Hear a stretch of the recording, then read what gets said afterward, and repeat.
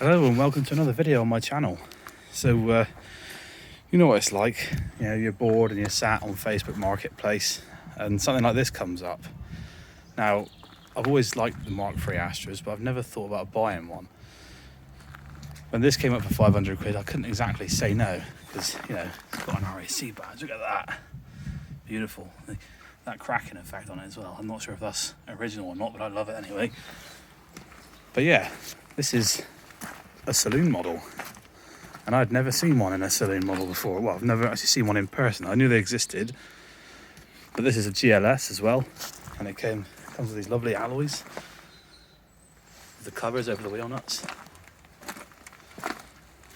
But nothing really prepared me for how much I enjoy driving this car. This is the 1.6 16 valve, very early Ecotec engine, I believe.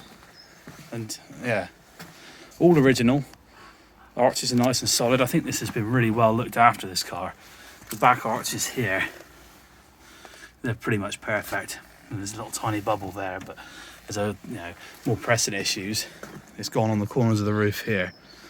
I think someone's had a really awful attempt at respraying this car before, but I think it just adds to the character. The sunroof works, doesn't leak. It's not been sealed permanently, which is nice. Head on inside, you can see the gear stick gator. This seems to be typical across Mark III and Mark IV Astras, actually. I don't think Vauxhall learnt their lesson. And yeah, I think that shrunk slightly in the heat, in the sunlight, but again, it's just a bit of character. But for the age of the car, this is immaculate, I think. I'm really happy with this purchase. I only paid 500 quid for it. I'm absolutely over the moon with it. You see the rev counter dash here? Let's fire this one up anyway. I'll fire it up and have a look in the engine bay, I think. But yeah. Let's make sure it's out of gear a minute. Yeah, he's out. Dive straight down. Let's open the bonnet. Hang on. Oh yeah, 4 electric windows at the front, heated electric mirrors that still work quite remarkably. Fog light, front fog light, electronic headlight leveling. It does have outside temperature, but that doesn't appear to work. Original Blaupunkt radio, but doesn't have the code. Hopefully I'll find a way of getting the code for this, or I'll just get another one the same maybe, because I want to keep this as original as possible. But let's have a look at the engine. Nice sturdy thump when you shut the door. That's what I love about these cars. Where's that lever to? There it is. Hang on, just listen to that. It's just purring.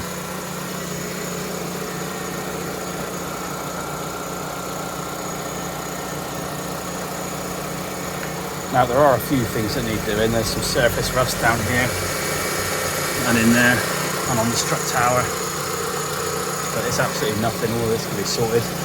Steering rack up on the bulkhead,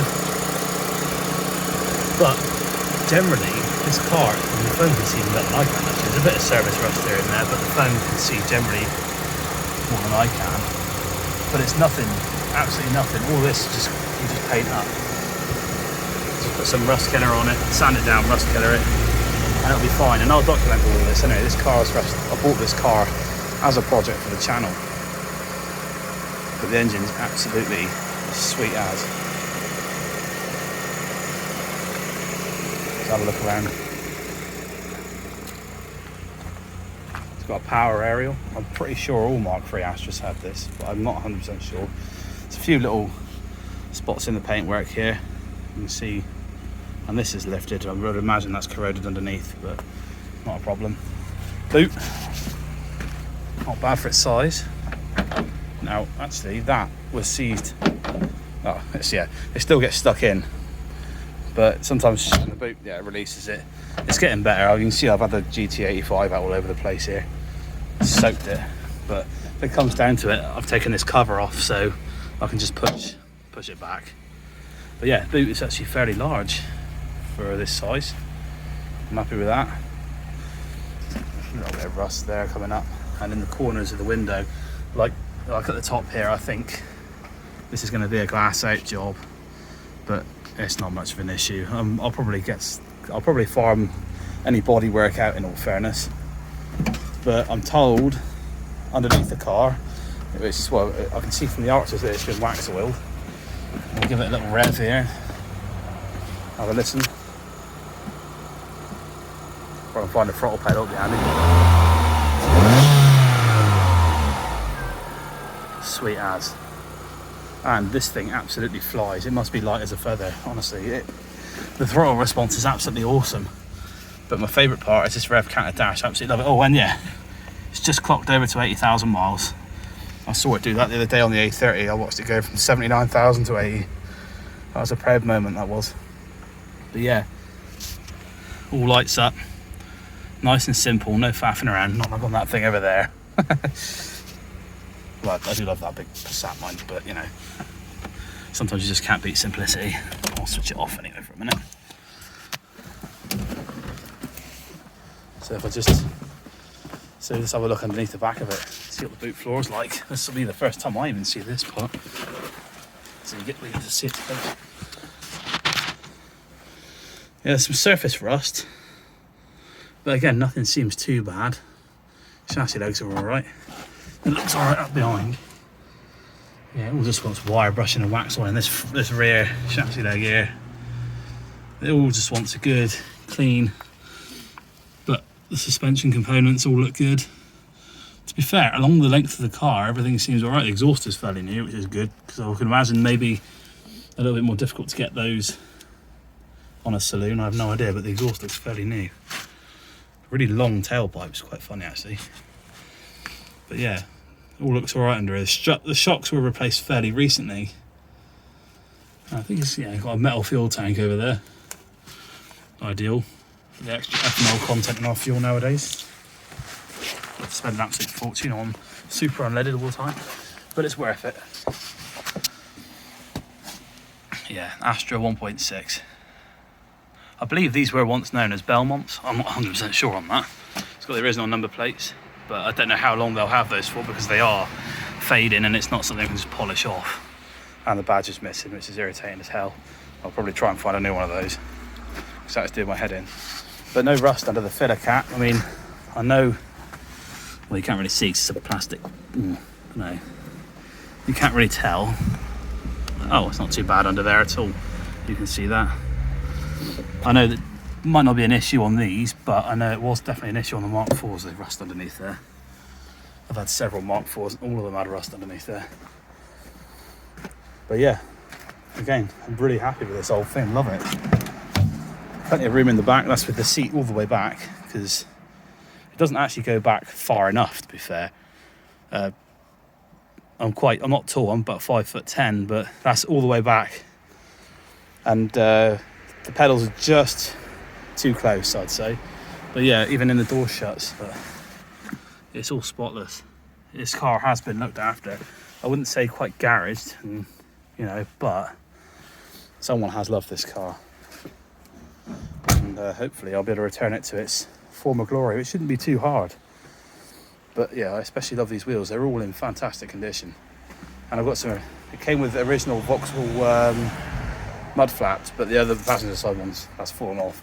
I've got it in the car, but they were screwed directly into the metal on the wings, and I'm not too keen on that. We'll have to see if I can suss out another solution for that, but it's a fairly straight car. No real dents in it, apart from this one here. It's the only real dent, but that's nothing. Same with that little scratch. It looks like just a supermarket carpet. I know. Yeah, I just noticed the bumper. I think someone has gone up a wall, maybe, or like I said, it's an old car, and it's going to have the old scrape here and there. But as you can see, this rear arch here is perfect. No rust in it at all. It has had welding done on the backs of the sills, but I think it's been done to a high standard, because I can't actually see where it's been done. But this will be laid up over the winter. I'm not driving out on the road, especially with the amount of salt. You can see where this wing's gone here, and that's actually why the mud flap fell off, because this, you see, they drilled into the wing, and I think it's been holding water against the wings and it's rusted the wing out. But you know, wings are replaceable, thankfully, fairly easily. The only other issue, the coolant appears to be mostly water. I can't actually see any colour to it at all, so that's going to have to come out before the frost starts. In fact, fairly soon, because winter is right on our doorstep. But yeah, I'm really happy with this. Great little purchase. Look, for £500, I don't think I've done too bad there, really. Especially considering this, I definitely think this will be an appreciating classic. But yeah, I'm over the moon with it. Got your little rails here.